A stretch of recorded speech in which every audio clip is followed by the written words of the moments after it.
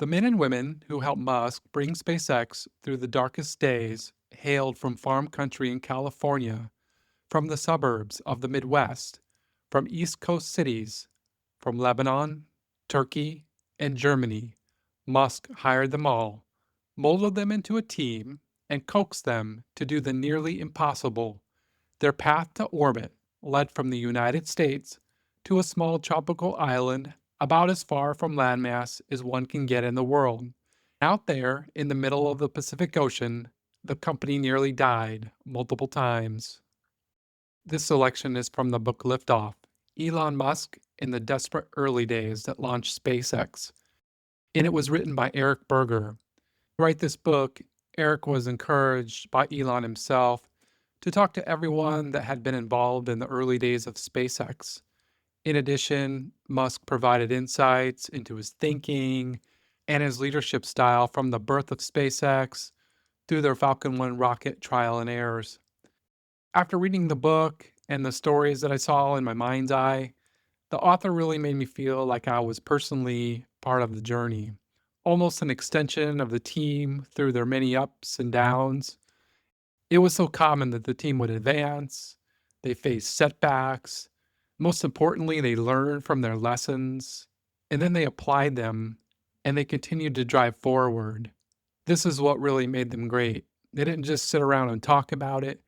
And this is a really high stakes gamble that Musk takes here with a huge chunk of his personal fortune. And it left him almost broke on many different occasions. And he would continue to take the risk. He thrived on them and he would continue to push forward. He believed in his team, he inspired them, and he really looked for those individuals that saw his vision and wanted to do great things. Before we get into the story, if you liked the episode and you found some value, maybe you could just share it with a friend who you think could also benefit. My goal is to develop a meaningful podcast that provides learnings and valuable insights that can be used in your businesses to help make them better and to service your customers at the same time. And I hope that I can give you a good sense of the early days of SpaceX over the next hour or so and the many trials and tribulations that they faced along the way and how they overcame those and how they kept driving forward. For any books that I referenced today, I'll leave links in the show notes for you. I highly recommend this book. It's packed with valuable insights and learnings, my friend. One thing that I've always found interesting is how our thoughts, they begin as seeds, and then as we water them, they grow and they take on new life. And then in some cases, they become deeply rooted as we keep thinking about them. And this is what happened for Elon Musk around his curiosities and that of space. If we go back in time, we're going to find Elon Musk driving on the Long Island Expressway with his friend and entrepreneur, Adeo Resi.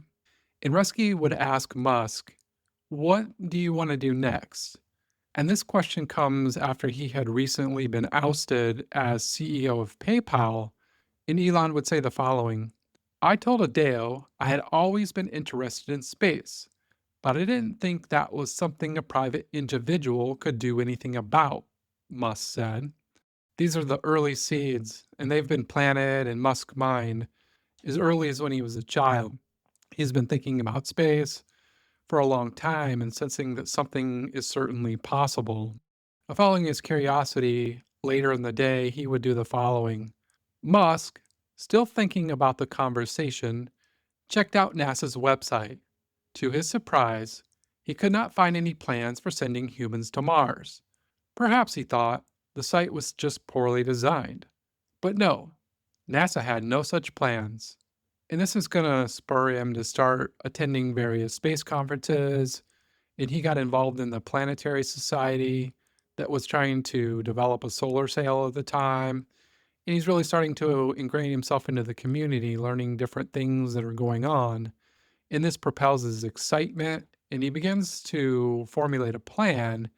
And this plan was to help gain support for NASA to develop their plans to further explore Mars. So at this early stage, he really wants to bring in that public curiosity to help NASA fuel their objectives forward. And he would call this plan Mars Oasis. I think this plan was pretty cool. And what it was to develop small biospheres on Mars. They would basically try to mix in Martian soil with Earth soil, and then they would plant seeds and water them and watch them grow in this biosphere on Mars through a webcam link. Now, this idea would lead him to more research. He needs a way to get his payload to Mars, and this is going to end up taking him to Russia on several different trips. And he's going to soon find out some grim realities here because the Russians, they didn't really respect him, and he would say the following in the book. Musk and his advisors twice traveled to Russia to try to buy refurbished intercontinental ballistic missiles for the mission. The Russians had no respect for Musk, seeing him as a dilettante, and so they offered him outrageously high prices for their old boosters. And I think they were asking something like $18 million dollars a piece, and he wanted to buy two of them for two attempts, so that's like 36 million. And each time that he would go back to Russia, he says the price would just keep going up more and more, and he's simply not going to pay that price. He would say the following. The last trip from Russia, I was like, man, the price just keeps going up. It doesn't feel like this project is going to be successful, Musk said. I wondered what it would take to build our own rocket. And there we see more seeds are being planted by Musk. And it's at this point that this early rejection fuels his plan. And we see a really deep drive towards educating himself on the space industries. And he would take the following steps to do this. He had been reading everything he could get his hands on about rockets, from old Soviet technical manuals to John Drury Clark's iconic book on propellants, and that book was called Ignition. Now remember, his primary goal was to get Mars Oasis established, to help gain support for more funding for NASA to help them develop their technology and advance their pursuit to get to Mars. But he soon learns of the insane costs that are involved in the industry's lack of technology, quite simply, to make this happen. And in the following statement, this really opens your eyes with how the environment was at the time. He says, I look at the horses that NASA had in the stable, and with horses like Boeing and Lockheed, you're screwed. Those horses are lame. I knew Mars Oasis would not be enough. And so at this point, we see the seeds starting to grow even deeper about his own rocket. The first step towards solving the multiplanetary problem was bringing down the cost of the launch. If NASA and private companies spent less money getting satellites and people into space, they could do more things in space. This awakening galvanized Musk into action. So the seeds are taking root at this point. And this is going to lead him to call a meeting in the spring of 2002 with about 20 prominent aerospace engineers. And this would happen at the Renaissance Hotel in Los Angeles.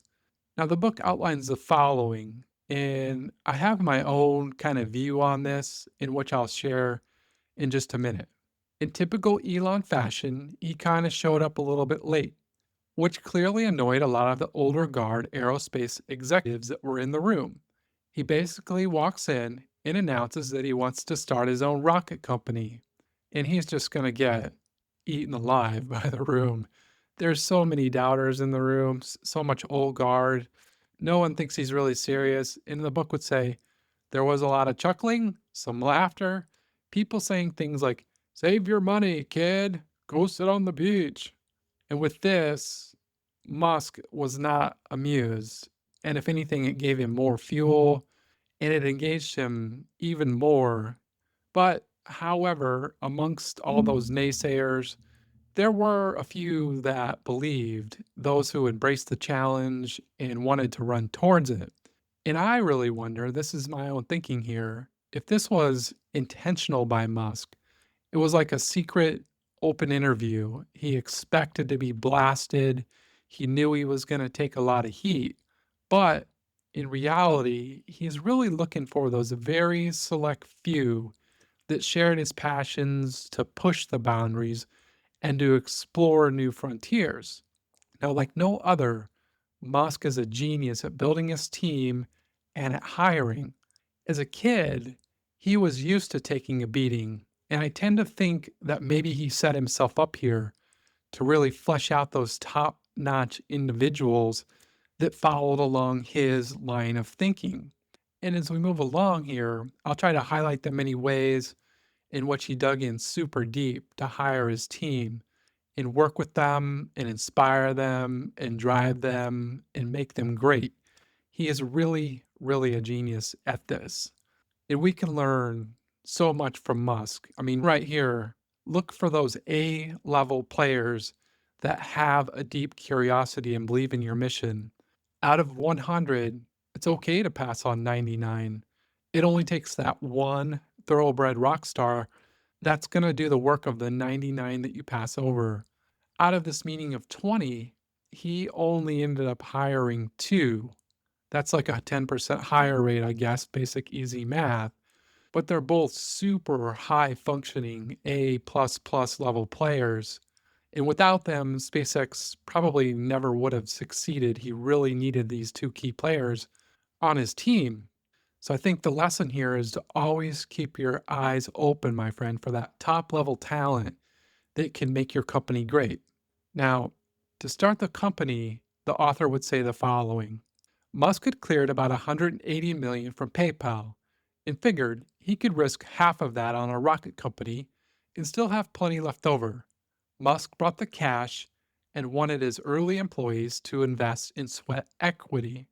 And his first key employee is that of Tom Moeller, and he would be the VP of propulsion, and Tom would be responsible for designing the Merlin engine, and this would power the Falcon 1 rocket, and then later on the Falcon 9 that's still used at SpaceX today.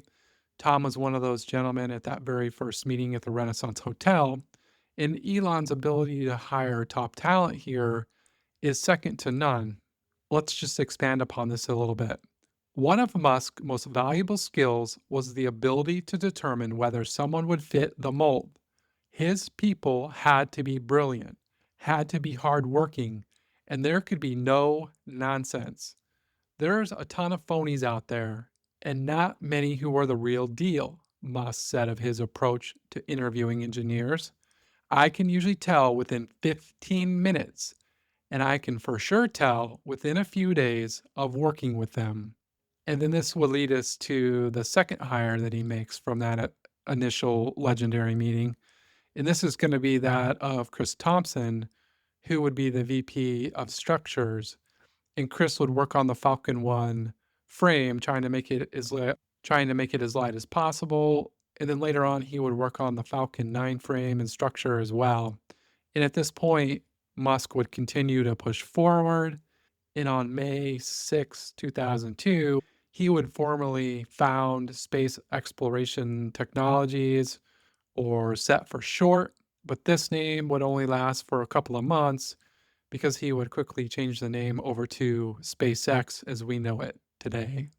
So at the beginning, they're a scrappy little team to start with.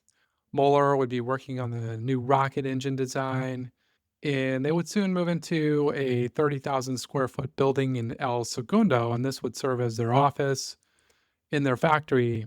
And when they first moved in, it was just like 5 or 6 of them, and they had this huge, massive building.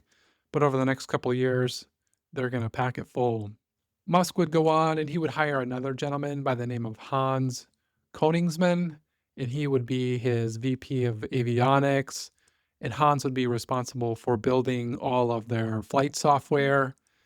Hans was this type of individual that was Elon's ideal candidate. He said the following.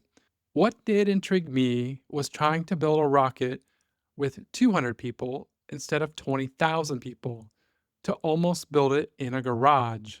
And that right there was key. Musk wanted those people who shared his vision, people who were willing to put it all on the line, those who were willing to work their asses off for what they love, those who had a purpose and a deep drive. Those were the people that he wanted on his team, and that's what he really looked for. He didn't hire a lot of PhDs or academics. Most of the folks that he hired were fresh out of college that had that eager drive to get after it and to make things great.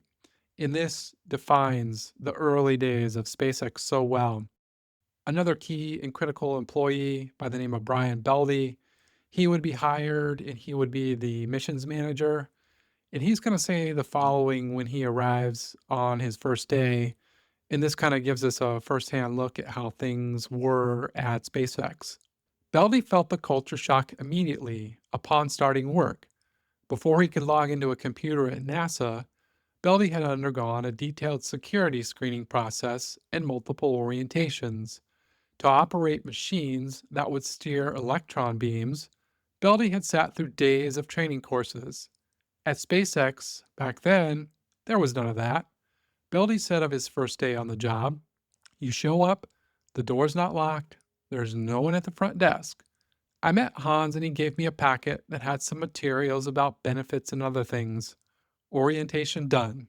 And that's so perfect. I love that. Right here, it really gives you a feel for how SpaceX would operate in the early days.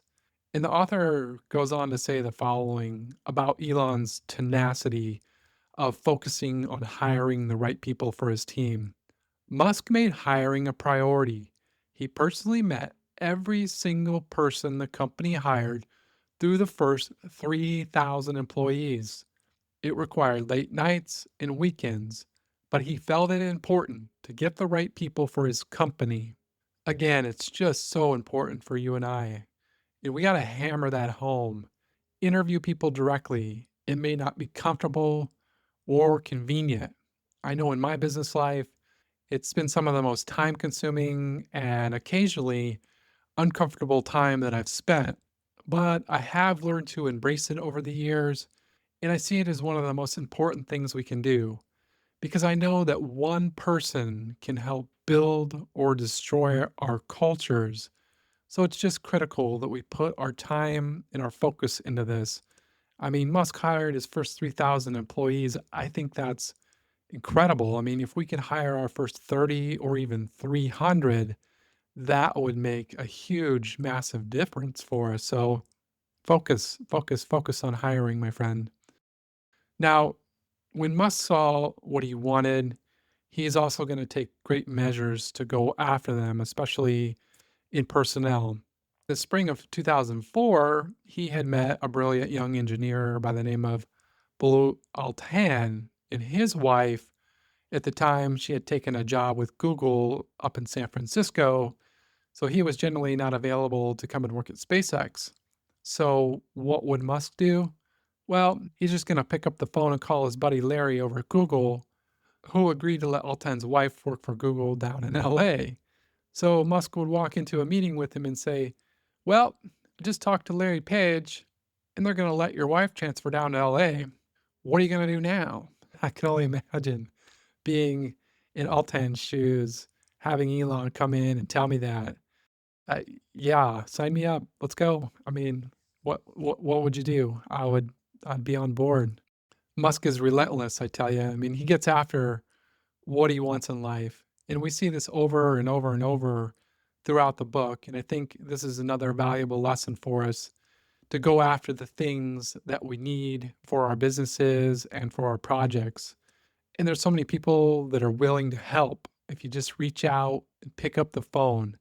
I mean, look at Steve Jobs, for example. He would say the following: "Most people never pick up the phone and call. Most people never ask. And that's what separates sometimes the people who do things from the people who just dream about them." And I love this. When Steve was 12, he needed some computer parts from HP. So what does he do? He looks up Bill Hewlett in the local phone book, cold calls him out of the blue, and not only did Jobs get the parts that he needed, he got a summer job working on the production line. I mean, what's better than that? 12 years old working on the production line? Imagine how much he learned just in a couple of months. So, like Steve and Elon, we can't be afraid to pick up the phone, my friend.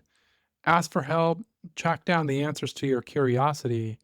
I think this is what makes us great, my friend. Be curious, pick up the phone. As they say, smile and dial.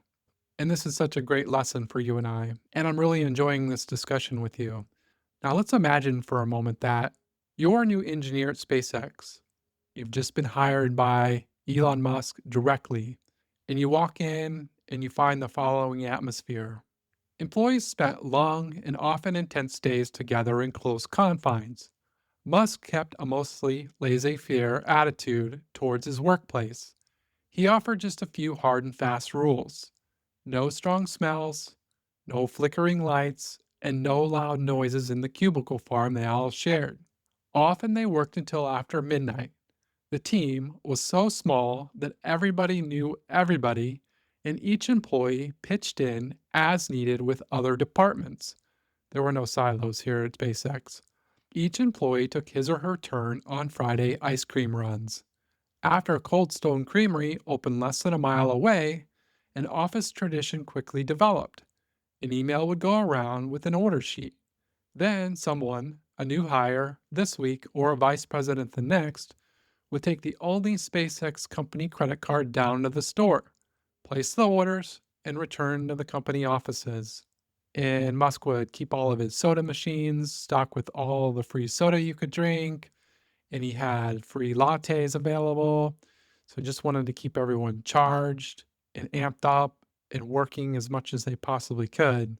Now, after a long day of working, they would all blow off a lot of steam together. And what they would do is they would play first person shooter game by the name of Quake Arena. And so each person would go and choose a character and a weapon. And then on the virtual battlefield, they would look for targets. And they would just have these epic battles that would go on till like 2, 3 o'clock in the morning.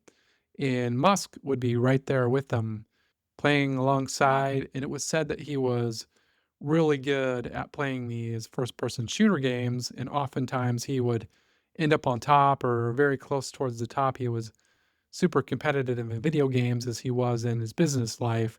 And I think this plays an important role also in what we see a lot in the book is that Musk is right there in the trenches with his team. He's in the open cubicle farm with them. He doesn't have a private office. He's working in the factory getting his hands dirty. He's at the launch site watching launches. He's helping with the crew. I mean, he basically does everything that all of his employees would do and a lot more. So, I mean, that really builds him a lot of respect with his team. And I think that's important for us as well to model the way for our employees. And for me, I think that's something that I really would have loved. I always enjoyed working really hard, working those long days, feeling that reward when you're done, like you've put in a solid day's worth of work, and then blowing off steam at the end of the long day. So for me, it's typically going outside to run, but in this situation, video games would have been perfect. I like to play video games as well, and doing that with a team, I think that just builds those deeper connections and brings everyone together. Now, Musk, he's a super demanding leader, and at this time, he's highly intelligent about the construction of rockets and the engineering that goes into them. And he was an obsessive reader, and he wasn't afraid to dive in super deep into any issues or any problems that would arise. And I really admire the way that he interacted with his team, especially in these early days. Let me just read for you here. And this reminds me of Joe Colomb over at Trader Joe's that we discussed on episode 3, I believe this was. Musk would convene his different teams in a small conference room, be it his engineers working on propulsion or structures or avionics, and run down the major issues. If an engineer faced an intractable problem, Musk wanted the chance to solve it. He would suggest ideas and give his team a day or two to troubleshoot, and then report back to him. In the interim, if they needed guidance, they were told to email Musk directly, day or night. He typically responded within minutes. Over the course of a single meeting, Musk could be at turns hilarious, deadly serious, penetrating, harsh, reflective, and a stickler for the finest details of rocket science. But most of all, he channeled his paternal force to move things forward. Elon Musk just wants to get shit done. And he's going to use this force as part of an iterative design approach. as they had one end goal in mind, and that would be to build, test, find failures, and adapt and repeat. Fast was the name of the game. And the author says that he sucked employees in by offering an intoxicating brew of vision, charisma, audacious goals, resources, and free lattes and cokes. Now, Musk, he's funding this operation out of his own pocket. And when the team needed something, he would write the checks and he was in the trenches with them. And he was always asking the question, what would it take? And one major benefit that SpaceX had right here was that Musk was the chief engineer of the company. So he made all the engineering decisions, and he was also the chief financial officer. So we get two in one. He's able to make super fast decisions. It's showcased many times in the book where he would make a decision within minutes, where a lot of other companies might take weeks or months to work out engineering and finances, as those two departments typically go back and forth because they're not one and the same and they don't understand each other. But for Musk, that's one and the same, and he can make those decisions within minutes. And this kept them driving forward very aggressively. And what is their first objective right here as a brand new company? Well, that's to test fire the Merlin engine that Tom Mueller had been working on. Now, Tom had a very deep background in rocket engineering and rocket design at TRW, and he brought this with him to SpaceX. And Musk realized very early on that Mueller wasn't a good engineer. He was a great engineer. And I like how the author describes the concept of a rocket engine, especially as someone who doesn't have a lot of background or knowledge about this. This is something the book does really well, is it simplifies these concepts of how rockets work. And I love the way that Eric Berger describes this. A rocket's propulsion system is simple. An oxidizer and a fuel flow from their respective tanks into an ejector, which mixes them as they enter the combustion chamber. Inside this chamber, the fuels ignite and burn, producing a superhot exhaust gas. The engine's nozzle channels the flow of this exhaust in the opposite direction a rocket is meant to go.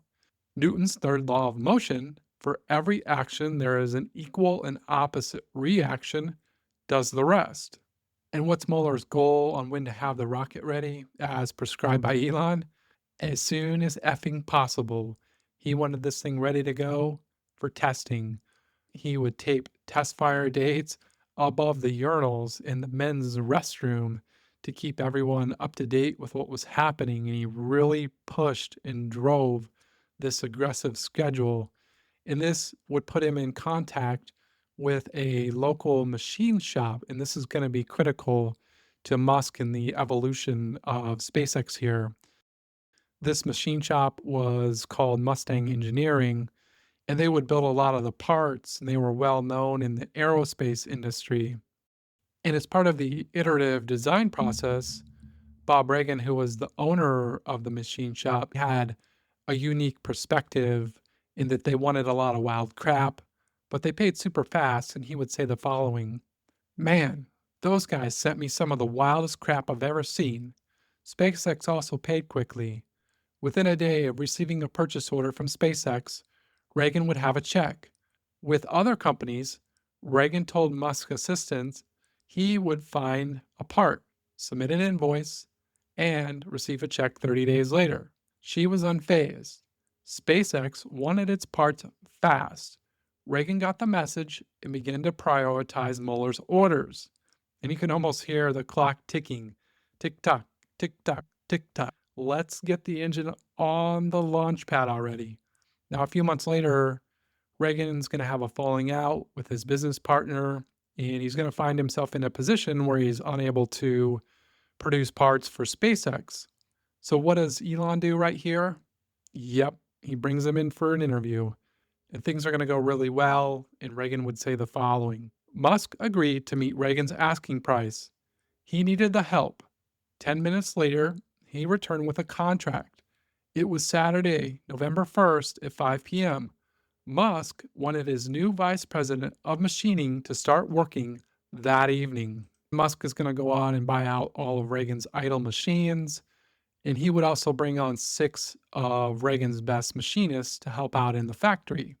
And what this allowed him to do is he was able to cut his manufacturing costs by more than half, and it also dropped his turnaround time even further. And then another key element here is that Musk really pushed to make all of the components in house. He didn't like going out and paying for expensive parts. He really pushed his engineers to bring things in house. So when he brings this manufacturing to the factory, this really gives him a secret weapon, if you will, because now he's able to manufacture over 60% of the rocket in house. And then from there, he just keeps propelling forward, making more and more stuff in house. And this is going to turn out well too from a personnel perspective, as Musk and Reagan would have a very good working relationship and they would have a nice level of mutual respect for one another. And Reagan would go on to describe the relationship in the following way. His relationship with Musk was simple. He can't stand a liar and he hates a thief, Reagan said. And if you say you can get something done, you better effing do it. Apparently, Musk liked what he saw in his new machinists, who had begun putting in 75 to 80-hour work weeks at the factory. And I just really enjoyed that section. It's a view into the iterative design nature of how quickly SpaceX moved, especially when they were faced with roadblocks. Elon just bulldozes straight on through them. He bought out the machine shop, he brought it in house, and he got shit done.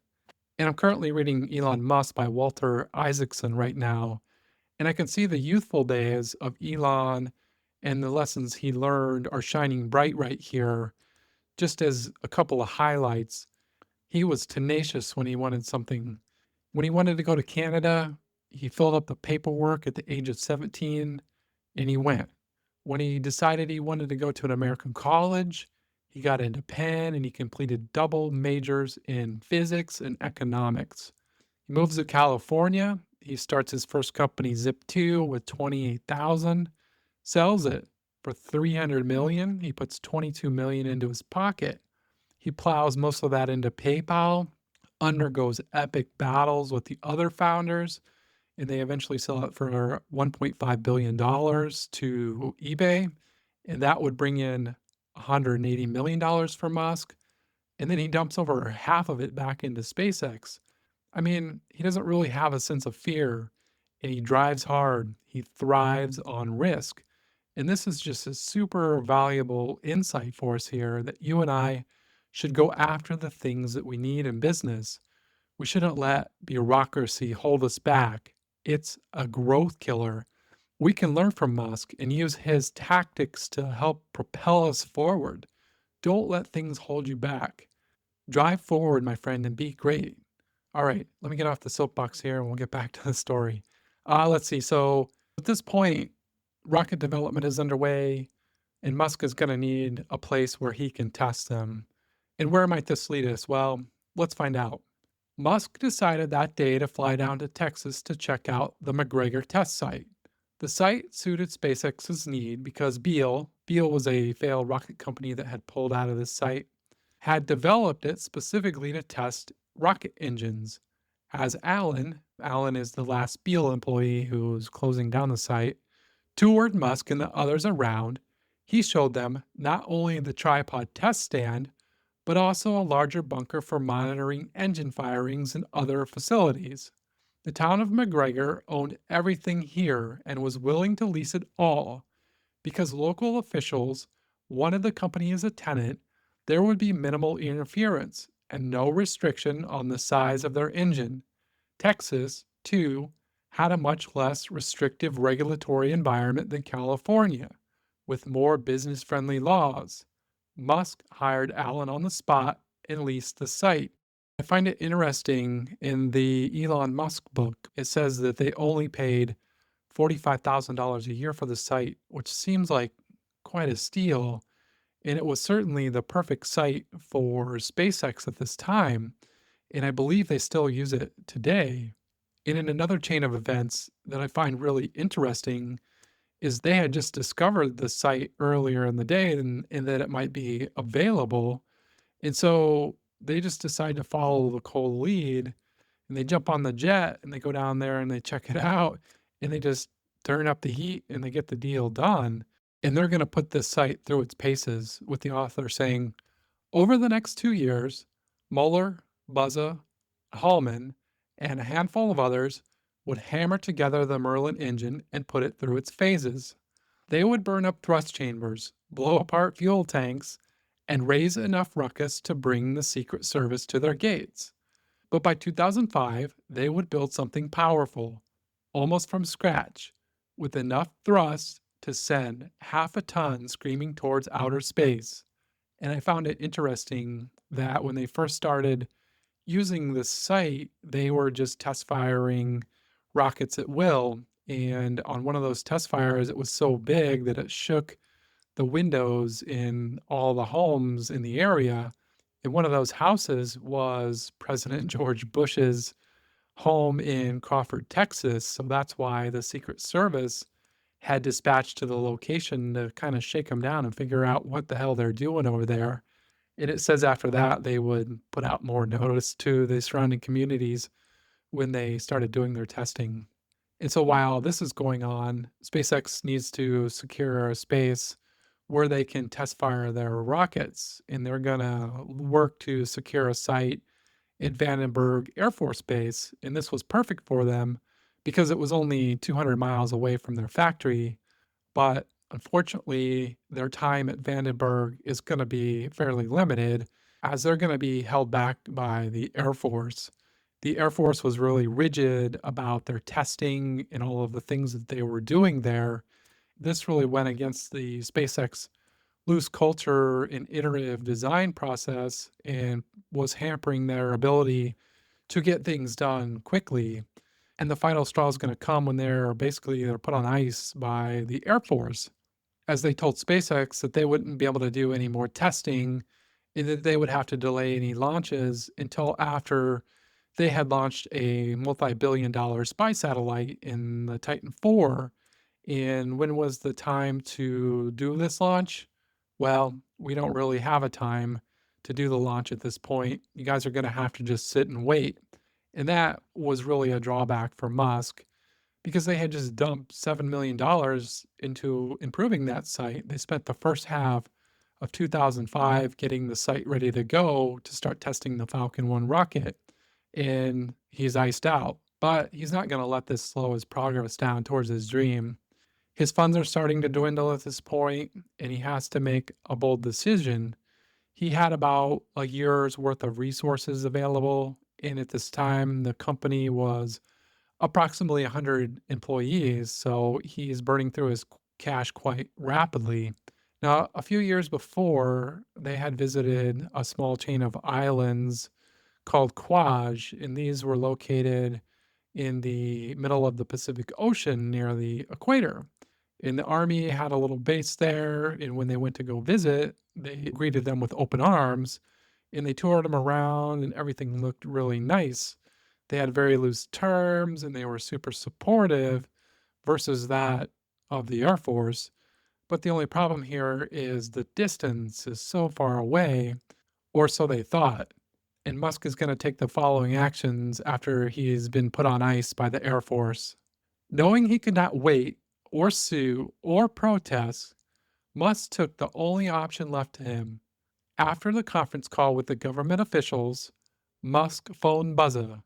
Tim Buzza was their launch director. Directly. We're going to Quaj, he told Buzza. Tomorrow, we should begin packing. The distant string of tiny islands 5,000 miles away extended a critical lifeline to SpaceX. From the air, the islands were stunning. The string of tiny pearls amid a turquoise sea. 90 islands comprise the Kwajalein atoll, but their combined landmass is just 6 square miles, or about a quarter of the size of Manhattan. Each of the coral-covered islands rises only slightly above sea level, forming a broken chain around the world's largest lagoon.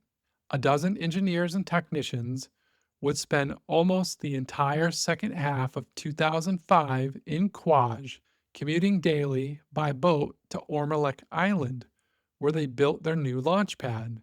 They had just worked themselves to exhaustion building one launch site. Now they would have to turn around and build a second one. Quaj was far from home, but at least no Air Force officials waited there to shut SpaceX down. The Army wanted them. The range was theirs.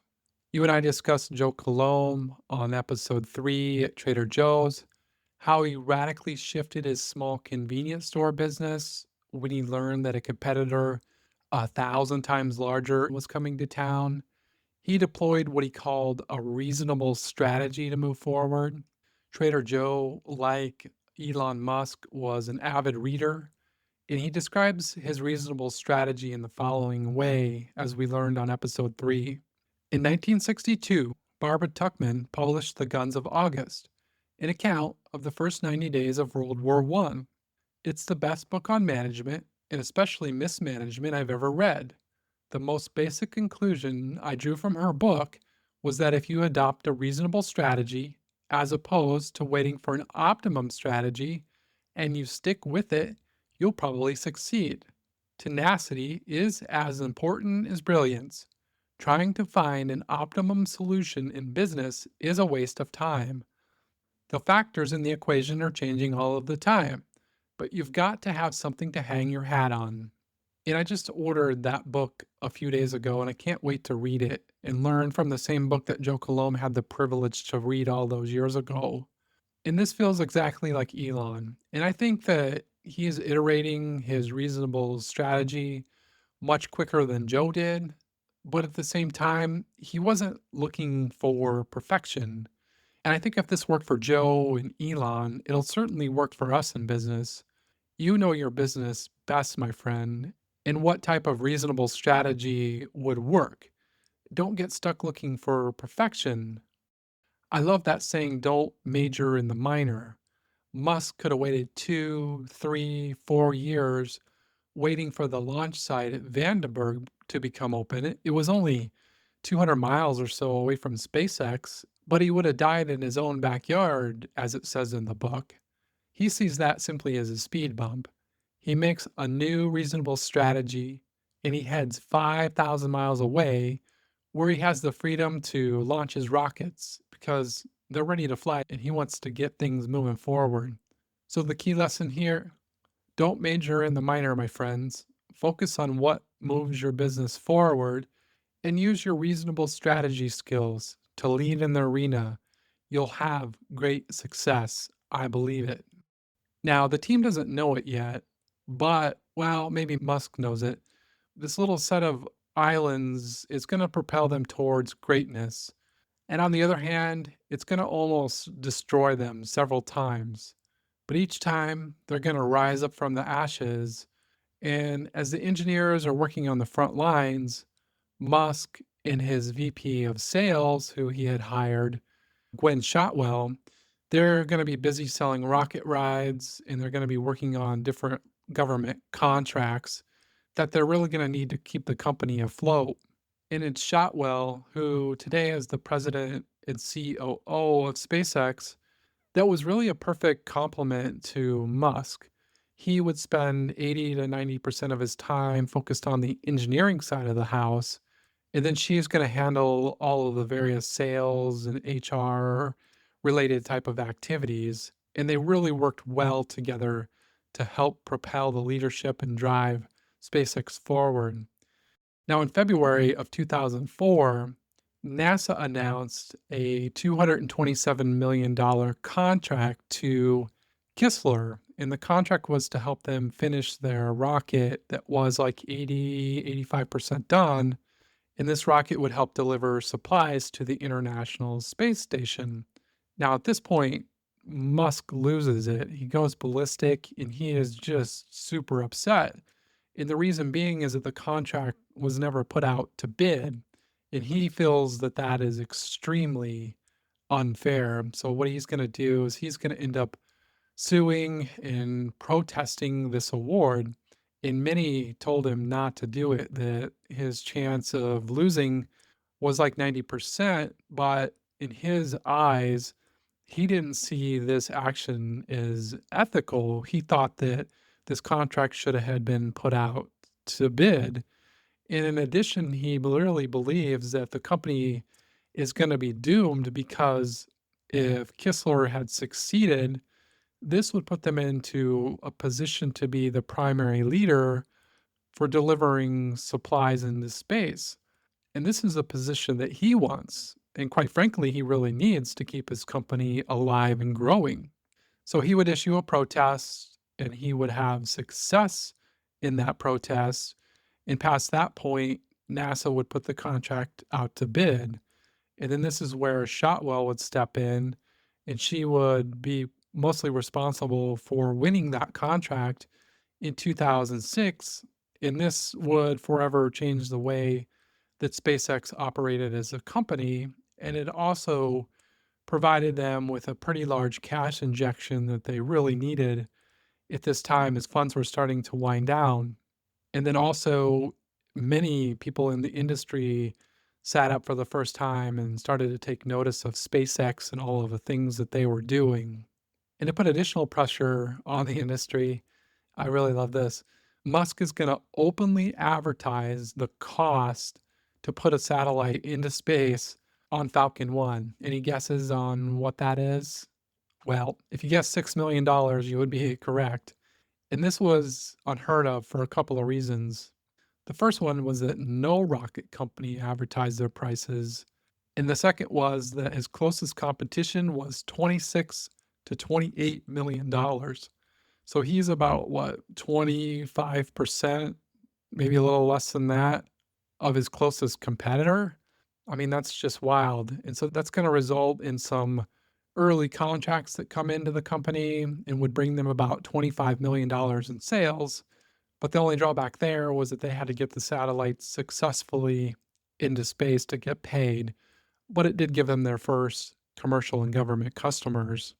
Now, as we move forward, we'll take a look at each of the early flights. And my goal here is to call out the most important lessons they learned along the way and how those lessons propelled them forward. In each of these chapters, covering the first 4 flights is like 25 to 40 pages. And there's really a lot of great details in here. The author really pulls you into the story and makes you feel connected. And I really felt like I was part of that early team on Quaj. And for that, I would highly, highly recommend you picking up the book. All right, let's jump in and take a look at the first flight from Ormalek. Now, to get started, the company would have to ship more than 30 tons of materials to the island. They had no infrastructure in place, and they literally had to build everything. And to give you a sense of this, if you go to Google Earth and you type in Omelek, that's Omelek, Omelek, you're going to see in 2023 that it's just like a lush little island, and there's a helicopter pad on the island. Then if you use that back in time feature and you go back to 2005, 2006, you're going to see all the equipment and the infrastructure that's on place on this little bitty island. And how it looks in 2023 is basically how it looked when they arrived. So that gives you a feel of how much equipment was transported to the island and how much infrastructure they had to build. So simply by using Google Earth, you can get a really quick view of what it was that they had to construct. And they would amazingly do that in just like a 6-month period of time. Now, in my book, I wrote brilliant to the following paragraph that I'm about ready to summarize for you. To move the rocket from the hangar where it was assembled and worked on out to the launch pad, they would design a horizontal cradle called a strongback, and then this would hold the rocket. And instead of using some fancy transporter that would have cost them millions of dollars, the engineers simply laid plywood down on the ground, and then they would push the cradle on its wheels with the rocket on top. And they would push it 5 or 6 feet, and then they would take the sheets of plywood from the back and bring them around to the front, push it 5 or 6 more feet, and then they would continue repeating this process until they had reached the launch pad that was about 150 yards away. And then they would raise the strong back into a vertical position. And I think that was really ingenious because they were super fast paced moving. They didn't have time to develop and dump millions of dollars into a transporter. And this simple solution allowed them to just continue to move forward. And I think it's just simple examples like this that are highlighted over and over throughout the book that give us that feel of what SpaceX was about and moving fast. But this is also going to cost them, as we'll soon see. In November of 2005, they would attempt their first launch and they would have an issue with the fuel tank valve. So they would end up scrubbing the launch until December. And then again in December, they would have to scrub due to bad weather. Now, this was like the 20th of December. And to roll the rocket back to the hangar would have meant that most of the team would have missed the last commercial flight from Quaj back to the mainland for Christmas. So they just decide to leave the rocket on the launch pad. And they believe that they were going to be back on the island in early January to attempt the launch, but they would end up having some equipment delays and they wouldn't arrive back until around January 20th. Now, during this time, the author paints a pretty vivid image. The first stage engine therefore spent an entire month outside in merciless conditions. Trade winds blew across Ormalek almost continuously, carrying salt spray. The pad lies less than 100 yards from the ocean, with big breaking waves throwing salt into the air and coating the rocket. The corrosion environment there is insane. So once they arrived back on Ormalek, they would roll the rocket back into the hangar and they would make some needed repairs and they would get it ready to go for the next launch window that was scheduled for March 24th of 06. And let's just see how this is going to go for them. As the rocket's Merlin engine fired, it started to rise. Like almost everyone else in the control room, Musk's eyes were trained at the video feed for the launch. For 5 seconds, and then 10, the Falcon 1 rocket climbed above the sand, coral, and sea. It flamed brightly. It had actually launched.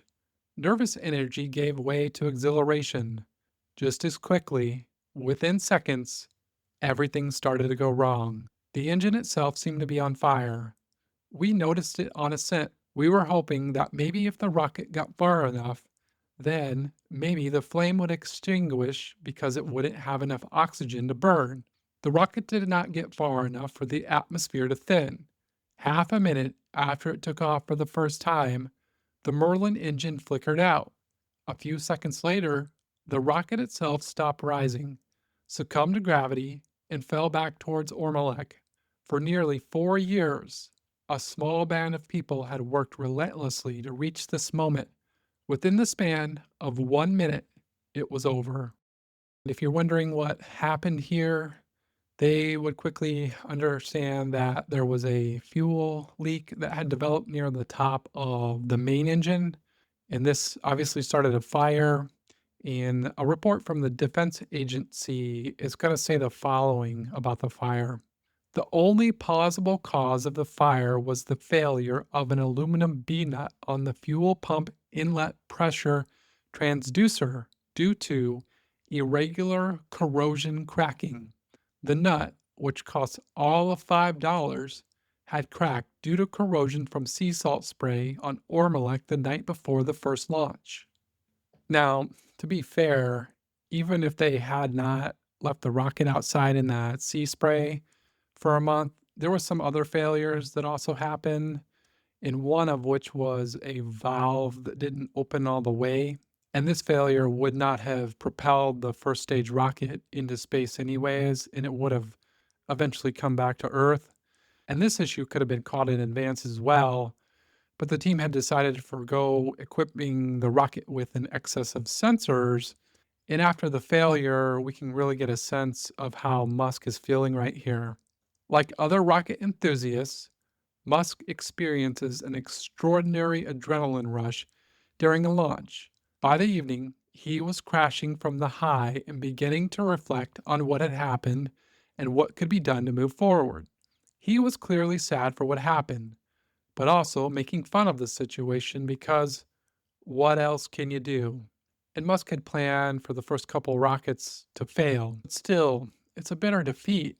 4 years of hard work they put into this first flight, and then within a minute, it was over. But they had learned some valuable lessons here. And when faced with hard times, you just gotta pick yourself up and try to find that silver lining. It's in every cloud. If we look for it, we will find it.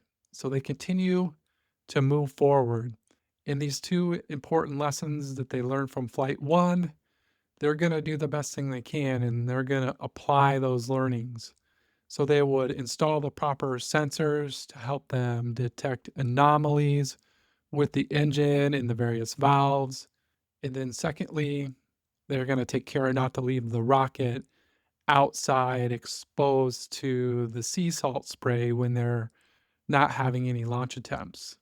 And then they would go about and implement some other learnings, such as how to efficiently route wires, making it easier to service. And then for the first time, they would start documenting all of the parts that were going into the rocket as well.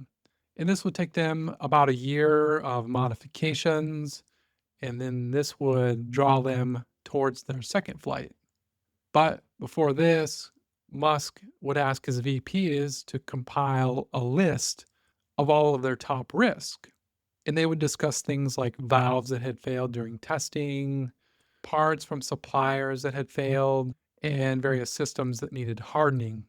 And towards the bottom of the list, at number 11, was this issue with slosh. Now, slosh happens when a fuel tank drains too rapidly and the remaining fuel in the tank kind of sloshes around, and it would cause the rocket to spin out of control. And in the book, they say it's like running with a bowl of soup. And if the rocket's movement couples with the slosh, then the soup would spill everywhere. They had tested this risk many times, and most of the time they found that it wasn't an issue, but in a very small percentage, it did become a problem. So Musk is going to go ahead and accept this risk because the only way to solve for it would be to add baffles into the second stage fuel tank. And this would add complexity and also add weight to the rocket. And Musk held a very, very hard line on adding any weight because the more weight you add, the less effective your rocket is. And they're trying to reach space after all. So he kept a very, very tight line on adding any weight. In fact, he was obsessed about cutting weight as much as humanly possible. So on March 21st of '06, they would be scheduled for flight two. And let's just jump into the book and see how this goes. This time, the engine burned only where it was supposed to. Fuel tank pressures were good. Temperatures were nominal.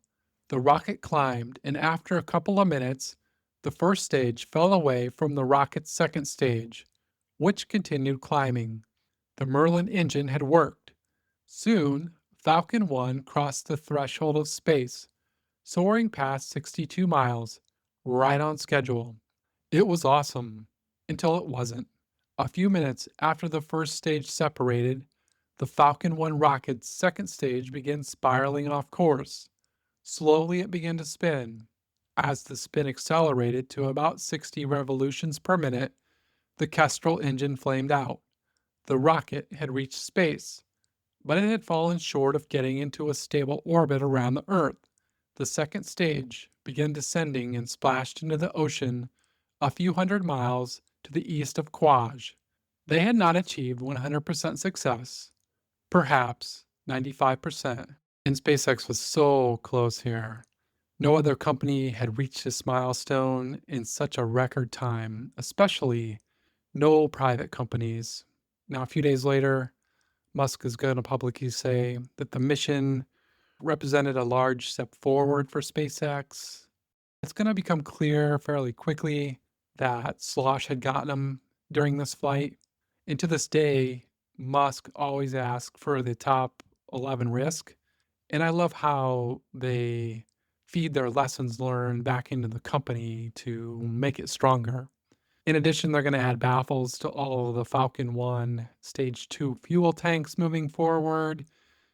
As the team prepared for Flight 3, they made some big changes to the way that the Merlin engine would cool itself. For the first two flights, they use what is known as an ablative material inside of the thrust chamber and on the engine's rocket nozzle. And then as propellants combust, this ablative material chars and it falls away in flakes, and it protects the chamber and the nozzle from excessive heat.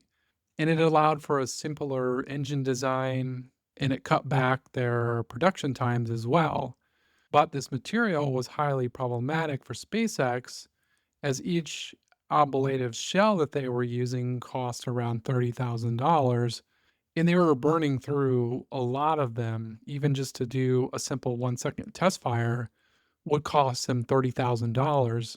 So to add efficiencies and to help save costs, Musk would change the Merlin engine to be a regeneratively cooled engine.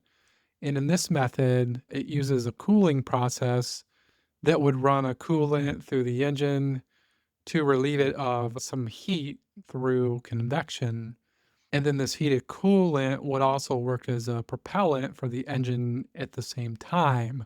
They would test this revised engine many times out in the Texas desert with a very high level of success. And as an added benefit, they could almost immediately reuse the engine. This was a big plus for Musk because he had plans in his head to one day be able to reuse that first stage. So after about 10 successful test fires, they finally shipped the engine to Ormalek and they began preparing for Flight 3. And as they entered into Flight 3, Musk is going to declare the following. Musk declared that the Falcon 1 rocket had progressed from a development phase into that of an operational status. This was tantamount to saying that the Falcon 1 rocket was ready for prime time. With the experimental Flight 1, the company had flown a small satellite built by the Air Force Academy students and valued at less than $100,000. For Flight 2, they launched a dummy spacecraft that approximated a payload that had no value.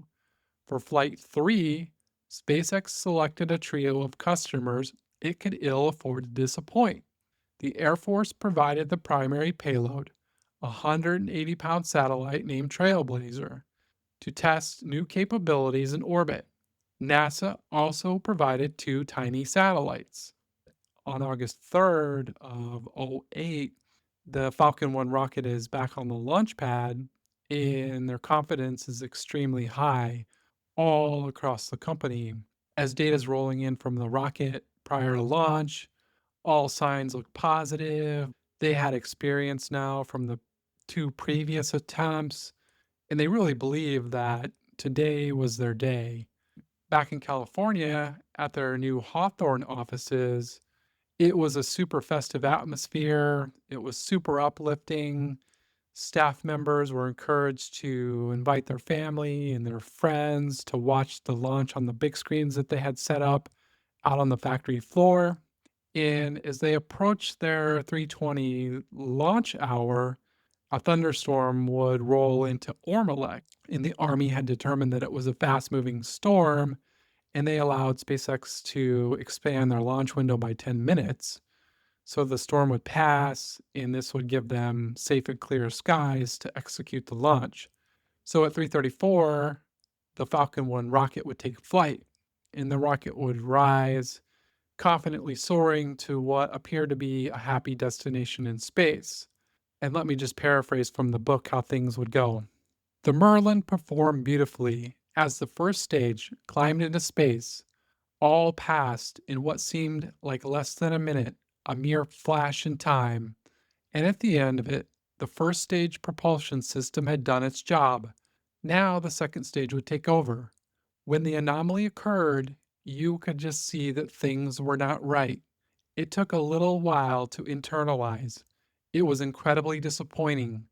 The team was devastated. A camera attached to the second stage, looking down, told the jarring story of what had happened. As the Merlin engine completed its burn, the rocket rose above the Pacific Blue Ocean, white clouds far below. When the engine shut down, the spent first stage separated and began to fall away towards Earth. But then, before the first stage had dropped more than a few feet, it snapped back upwards. To the horror of those watching, it thudded into the bottom of the second stage, and the kind of nightmare sequence that wakes a rocket scientist in cold sweat. This collision sent the second stage tumbling out of control. As the camera blinked out, it was clear the mission was doomed. The Falcon 1 rocket's first and second stages were plummeting back to the ground. With this failure, it seemed like SpaceX's trek to the stars might be over too. In California, at SpaceX's headquarters, the celebratory mood quickly turned dreary. They had put everything into this for the last 4 to 5 years. And so you might be asking what exactly happened here. When that first stage engine had turned off, there's a separation of that second stage. And after a few seconds, the second stage engine will fire up and continue on. But remember, they had redesigned the first stage Merlin engine to be regenerative. So when it turned off, it still burns any residual fuel. And this burning of that fuel produced a very slight thrust. But it was catastrophic because it forced it to collide into the second stage, and that's what sent it spiraling out of control. And you might ask, well, is this something that they should have caught in advance? Possibly, but it was almost undetectable, and here's why. So at full power, the Merlin chamber reaches about 1,400 pounds of pressure per square inch, and the transient thrust at cutoff was only 10 pounds per square inch, as described in the book. Now, at sea level, air exerts only about 15 pounds per square inch, so it was basically undetectable during their testing. But in the vacuum of space, with the rocket engine hardware so close together, this was enough to cause the collision. So, I mean, what is the solution then? It's just a simple code change in the software that would allow them more time to allow the stages to separate. 4 seconds, that is. So after the main engine shuts off, it can burn off the residual fuel and then begin stage separation past that. But the big question is, would there be a fourth flight? And Musk had been on record saying that he would cover the first 3 flights. In the space world, if you fail 3 times, you're done. One behavior that we know of Musk at this point is that he has a relentless drive and vision, and he is driven by a long-term vision of humanity expanding to Mars and beyond, and he's not just going to simply roll over and give up. And I really believe that this fuels his persistence despite enormous technical and business challenges. And plus, let's take into account a few things. One is he had the most talented staff on board. He had hired them all and trained them all and got them all into his vision and his mission. Two is he has a factory full of parts. And three is he has test and launch facilities that are already established. But there's some drawbacks as his government funds are running very low. He doesn't have but maybe a month or two worth of reserves here from a cash perspective. And then the economy at this time was starting to go into recession. This is 2008, remember, and we're about to take a big hit in the economy. And how he approaches this, well, let me just read here from the book for you so you can get a feel. The day after the third failure, Musk called the Falcon 1 staff into a meeting. Musk took his place at the front, glass walls behind him, trying to find the appropriate words for the moment. No one quite knew what the boss would say.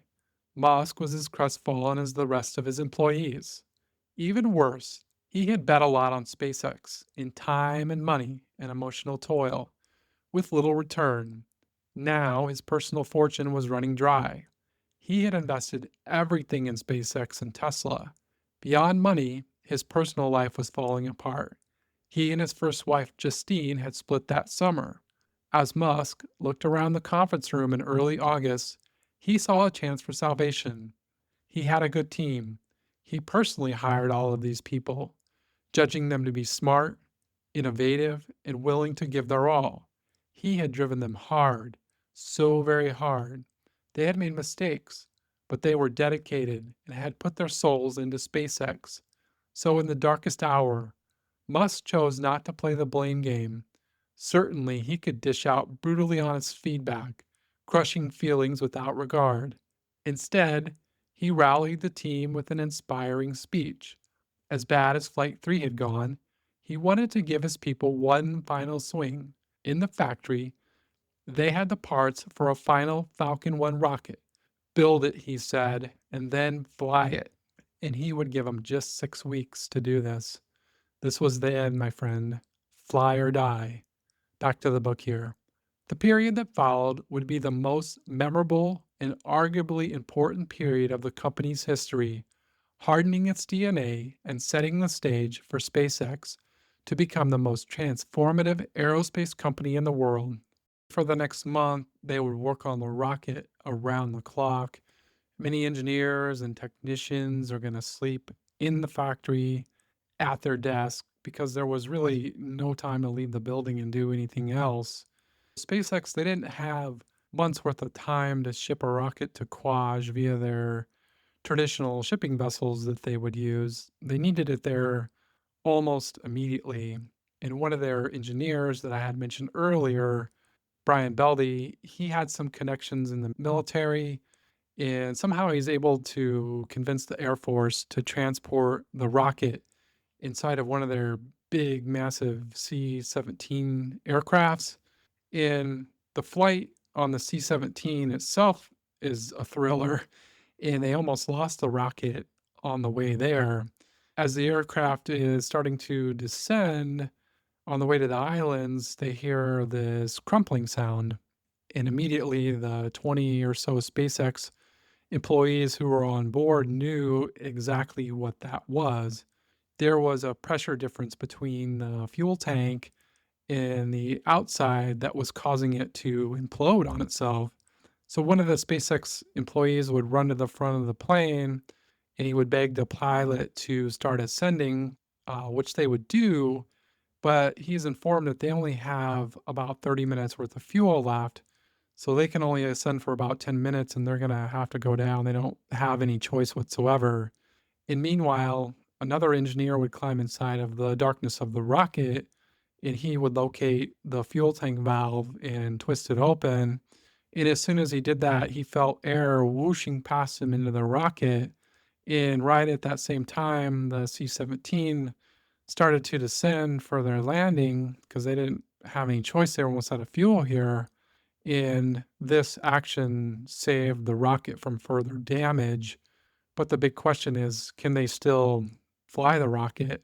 So once they had arrived at Ormalek, they did an assessment and they saw that there was quite a bit of damage. And the team was estimating about 6 weeks worth of repair or so. And that was even working around the clock. And let's find out how Elon would react right here. Elon saw that and went off the freaking deep end, Thompson says. 6 weeks is too long. SpaceX didn't have 6 weeks. Realistically, SpaceX did not even have a month before its funding ran out. And now Thompson, their VP of engineering, he knew this was extremely dire. And he's going to tell his team in Ormalek the following. You're going to strip that effing thing like a Chevy. And that rocket better be effing disassembled by the time Buzz and I get there on Monday morning. There was dead silence in the trailer on Ormalek as the words sunk in. They were going to have to fix the rocket right there in the tropics. There was no time for quality control or meticulous records. They didn't have 6 weeks. They had one. They were going to have to haul ass and hope for the best. And now as they stripped the rocket down, engineers in California, they would load up Musk's Dassault Falcon 900 jet with all of the extra parts and supplies that they could find. And then they would head out and help with the rescue mission. And 2 days later, they would arrive in Ormalek, where they would find the rocket engine, of course, stripped down like a Chevy. They had parts everywhere. The engine was up on blocks. and they would work really hard to fix the baffles in the fuel tanks. They would inspect all the welds and they would get all the wrinkles straightened out. And it says within a week, the first stage engine was completely reassembled and was ready for testing. That's simply amazing. 6 weeks down to one, and not to mention they're fixing it on a freaking tropical island. So they would go forward and they'd do all their pressure testing and everything would pass with flying colors. So they would just continue to push forward. And the author describes in such a great detail, and it makes you feel like you're really there with them. Let me read for you. They had broken virtually every rule in aerospace to pull the first stage together. But because of these heroics on Ormalek, SpaceX still had one last shot at survival. They pushed on hard through September, working late nights under starry skies, breaking only for grilled steaks or Turkish goulash. After the pressure test, they bolted the second stage onto the first stage.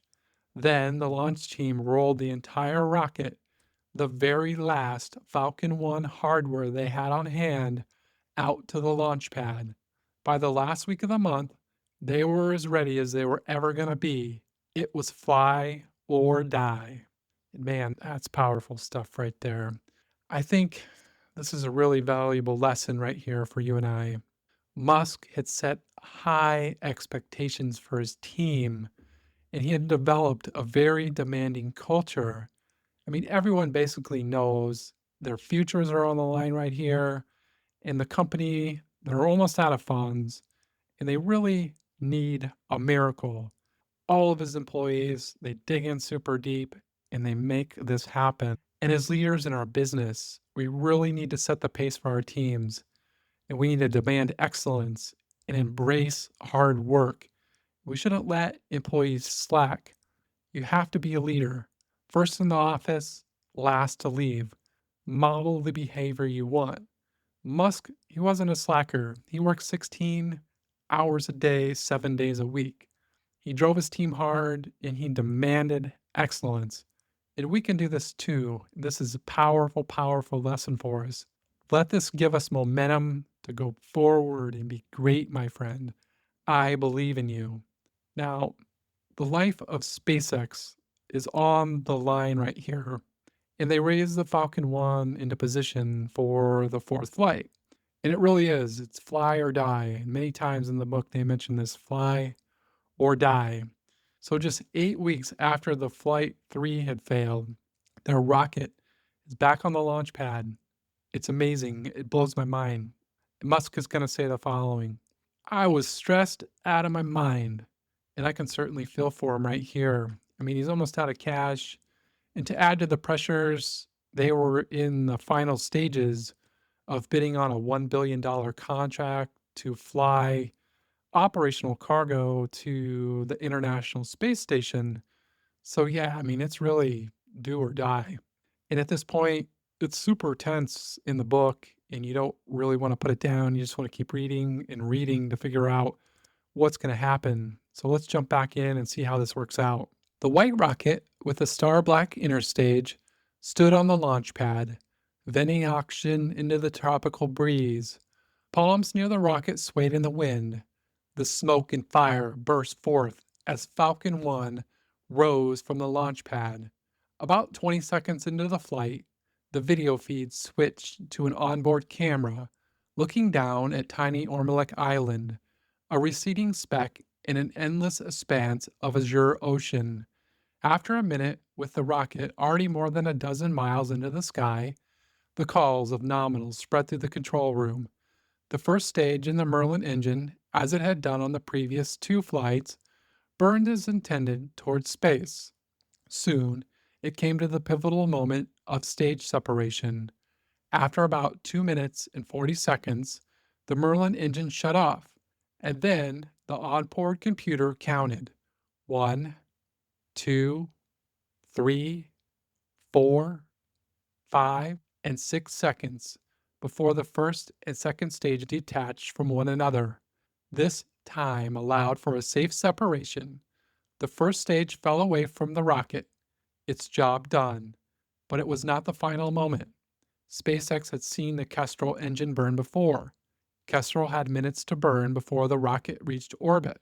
At around 2 minutes into the flight, the payload fairing split away from the top of the rocket. The camera on Falcon 1's second stage captured an arresting view of the two halves falling back to Earth. And still, the Kestrel engine continued to burn. Weighing about 100 pounds, it glowed red as it consumed liquid oxygen and kerosene to push the upper stage towards a stable orbit around the Earth. Then, 9.5 minutes after launch, the Kestrel engine shut down. Ratsat had reached orbit. When Kestrel shut down, the place just exploded. We went absolutely wild. We were all jumping around and hugging each other, screaming. It was a righteous celebration. And I thought I was about ready to cry at that point in the book, to be honest with you. You feel just so incredibly happy for the team as they had put so much dedication and work over the last 6 years to get this rocket into space. And they had accomplished their dreams and their goals, and the mighty underdog had come out on top and dominated.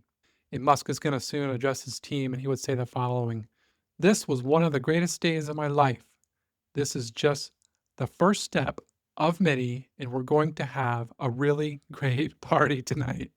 I get even cracked up now just a little bit, having read this 5 or 6 times now.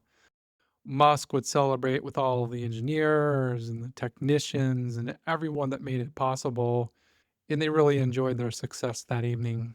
And it's a success that's going to help propel them forward to ultimately win a contract to bring supplies to the International Space Station, as they were one of two vendors that had been selected. And in December of '08, just a couple days before Christmas, Musk would get a call from NASA telling him that they had been selected and that this was certainly life-saving money that they needed at the time. The contract was valued at $1.6 billion. This would allow SpaceX to propel itself into the future as a company. And past this, they would fly several more commercial Falcon 1 flights successfully into space. But not long after, in 2009, Musk would make a bold move and he would officially retire the Falcon 1 rocket. He would move all that support staff over to focus on the Falcon 9, which was the right move here. He really needed the Falcon 1 rocket to prove that he could develop a cost-effective rocket to get into space, which he had done just that. He learned a shit ton along the way, and this really propelled him to move things forward. And with that, we'll go ahead and wrap up. This is a beautiful book. It's a fun read. If you're like me and you don't have a lot of understanding how rockets work, Eric Berger, he does a really good job at explaining the details in a simple manner. And he writes in a way that makes you feel really connected to the team. You get to experience those highs and the lows as the team experience them. He paints a super detailed and vivid picture. In my opinion, it's a must read. I highly, highly recommend it. As we've done on past episodes, I just wanted to take a little bit of time to reflect on the top lessons that we've learned along the way. I really believe in reflection. I think it's important. It helps us build deeper connections with the material and the content that we're reviewing and that we're reading. And I just want to go over these with you. And as I'm reading through these, just imagine how these lessons might help you in your business. Is there anything that you could implement or maybe do just a little bit better? I think application is key, my friend. All right, the first lesson that we learned today was that of hiring A-level players in your business. Musk, he personally interviewed the first 3,000 employees at SpaceX, and this took a lot of hard work and dedication and time, but he felt that it was absolutely necessary. And we should take that same approach. Don't settle, my friend. One wrong hire can be devastating in our business. Seek out those A-plus players, my friend. They will be the driving force for your business. The second lesson that I love is to be relentless for your business. When you need something, pick up the phone and seek answers. Track down that information and the resources that you need. We saw an example of Steve Jobs, who at the age of 12 called Bill Hewlett out of the blue when he needed some parts. And he would hold this trait for the rest of his life, calling on people when he needed help. That was one of his superpowers. Musk, he does the exact same thing. So, I mean, if it works for Elon and it works for Steve, it'll absolutely work for us. Be relentless for your business. The third lesson was around bureaucracy. Don't let it hold you back. We saw that when Musk needed a testing facility, he immediately flies to Texas when he learns that one's available, and he locks it down the same day he visits. In another example, when he was put on ice at Vandenberg, knowing that he wasn't going to even have any idea when he could launch his rocket, he immediately pivots and he heads to a site in the middle of the frickin' Pacific Ocean that's 5,000 miles away. I mean, he could have sat back and just watched all of his money dwindle, waiting for the window to open up, but he doesn't get caught up in the bureaucratic bullshit. He pivots and he drives hard and he finds alternative solutions and he makes it work. And we can do the same thing here, overcome these challenges and drive forward. And I think this pairs well with lesson 4, and that is around a reasonable strategy in business. And you and I, we've discussed this several times on the podcast already, and it seems to just be repeating itself over and over in these great entrepreneurs that we're studying. Trader Joe's introduced us to the concept of developing this reasonable strategy as a path forward in business, in that if we spend all of our time waiting for an optimal strategy, we're bound to fail because there is no perfect strategy. And Musk, he followed this approach. He always put forth a reasonable strategy to get to his next goals. And you and I, we can take a similar approach, my friend. Let it propel us forward and be great in life and business. Always have a reasonable strategy. And then the fifth and final lesson here that we saw today was that of setting high expectations for your team. Musk, as we heard today and all throughout this book, he has incredibly demanding expectations for his team. But at the same time, he modeled what he expected. He worked long days, he was in the trenches with his team, and he was encouraging them to overcome challenges. And we can do the same. Model the behavior you expect. Be the first one there in the morning, be the last one to leave.